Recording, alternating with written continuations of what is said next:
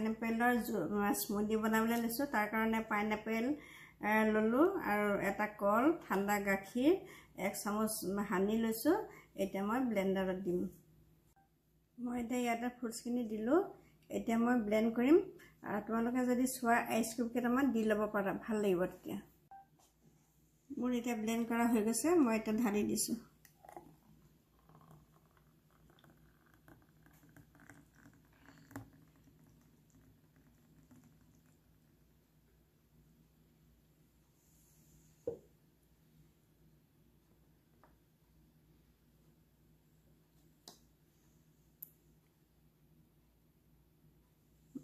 হৈ গৈছে।